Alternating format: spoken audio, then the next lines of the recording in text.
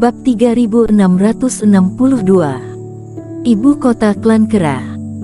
Jadi, tidak berlebihan jika dikatakan bahwa Erik Kin adalah penyelamat mereka.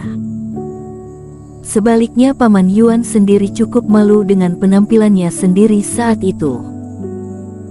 Karena patung berdarah, Paman Yuan sepenuhnya ditekan di Pulau Tengah, yang berarti dia tidak mengerahkan kekuatan apapun dan sepenuhnya hanya melihat Erik Kin melawan bahaya, dan akhirnya hanya menerima hasil.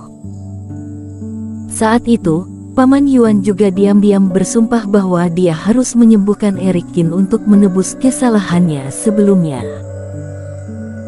Sebenarnya ini juga berkat Tuan Qin tidak melakukan apapun kepada Putri Xia sebelumnya. Kalau tidak jika menyinggung Kaisar Kera, aku juga tidak bisa membantu. Teman seiman Yuan bisa tenang tentang hal ini. Putri Xia tidak keracunan, saat itu hanya untuk menakut-nakutinya saja, kata Iblis Fu. Di tanah berbahaya Guzong, setelah Erik Kin mengusir Paman Yuan dengan jurus Buddha melarikan diri, dia menangkap Putri Xia, dan akhirnya menggunakannya untuk menyelamatkan tetua Di dan kepala suku Li. Namun apa yang dimaksud dengan memberi pil racun kepada Putri Xia, hanya untuk menakut-nakuti kedua pangeran yang sombong itu. Lagi pula saat itu Erik Kin masih bersiap untuk menyelamatkan Vinola Su dan tidak ingin membuat masalah dan menyinggung klan iblis. Selama bisa menakuti dua orang itu sudah cukup. Hanya saja dia tidak menyangka bahwa sekarang dia dan Paman Yuan akan menjadi teman sehidup semati dan harus masuk ke kedalaman klan Kera. Hanya dapat dikatakan bahwa hidup benar-benar tidak dapat diprediksi. Selanjutnya, Iblis Fu tinggal di kamar untuk menjaga Erik Kin. Karena dia juga bisa menggunakan tas penyimpanan, jadi tidak akan membuat luka Erik Kin memburuk. Namun ekspresi Iblis Fu semakin cemas dan serius.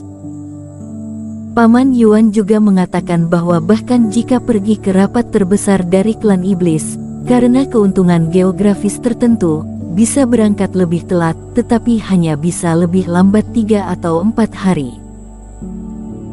Sekalipun 4 hari, 1 hari telah terbuang di ruang Pulau Darah, sekarang butuh 1 hari lagi untuk tiba di klan Kera. Waktu yang tersisa untuk pemulihan Erik Kin kira-kira hanya 2 hari. Waktu sedikit ini, jika ada masalah, maka akan merepotkan. Dan jika Erik Kin tidak dapat pergi ke rapat terbesar, Iblis Fu memikirkannya saja sudah pusing. Mendapatkan kualifikasi untuk melakukan perjalanan antara dua dunia adalah impian Erik Kin. Ada banyak saudara dan teman Erik Kin, baik itu di bintang biru atau daratan dunia dewa. Tetapi, setelah sekian lama mempersiapkannya, pada akhirnya semua usahanya sia-sia. Tidak mendapatkan kesempatan untuk mewarisi Dewa Bintang, akan sulit baginya untuk melakukan perjalanan di bintang biru dan daratan dunia dewa di masa depan. Selain itu, pola berbentuk pedang di lengan Erik Kin sepertinya semakin berkedip-kedip. Entah apakah terjadi sesuatu ketika penyatuan waktu itu, semoga tidak menambah masalah baru. Dalam kekhawatiran Iblis Fu, perahu roh bergerak maju dengan cepat. Karena mengetahui bahwa waktu Erik Kin mepet, jadi Cindy dan lainnya menggerakkannya secara bergantian tanpa berhenti dan meninggalkan jalur pegunungan di bawah kaki mereka dengan cepat. Akhirnya, dalam waktu kurang dari 1 hari, mereka memasuki wilayah klan Kera. Kota dan bangunan klan iblis berbeda jauh dengan kultivator daratan Jeushu. Terutama kultivator biasa suka membangun kota di tempat yang datar dan terbuka, tetapi banyak bangunan klan Kera dibangun di atas gunung dan gayanya juga berbeda. Namun Iblis Fu sangat sibuk, tidak ada waktu untuk memperhatikan pemandangan di sekitar. Dengan adanya Paman Yuan, meskipun tanda akses di tubuhnya hilang, namun wajah Paman Yuan adalah tanda akses tanpa hambatan di klan Kera.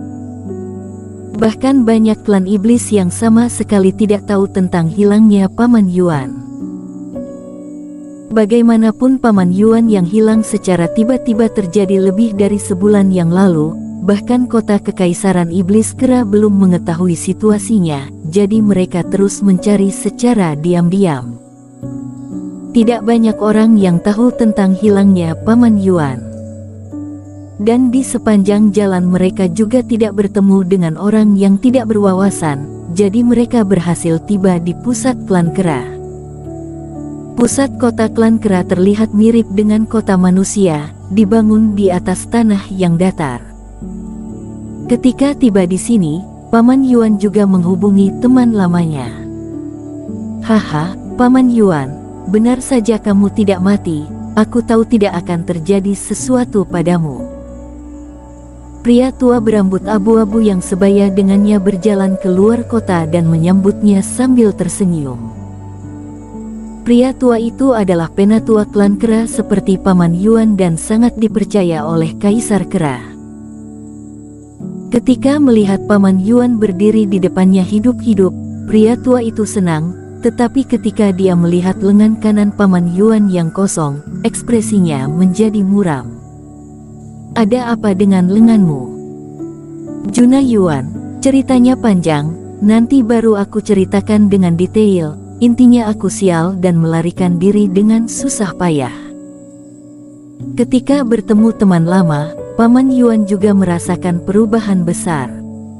Setelah mengobrol sebentar, Paman Yuan juga memperkenalkan Eric Qin.